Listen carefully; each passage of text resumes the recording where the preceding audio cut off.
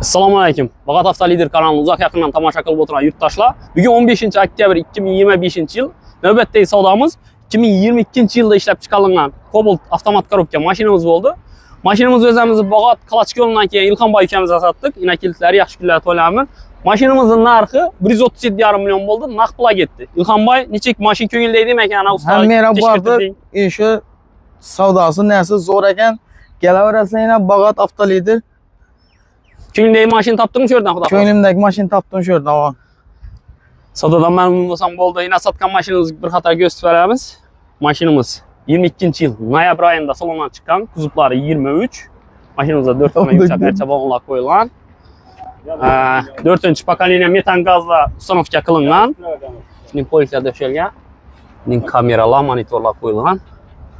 Kraskalar 100% tozadir, o'zlari soat ish ketirib oldi. Platlarim açılmagan edi.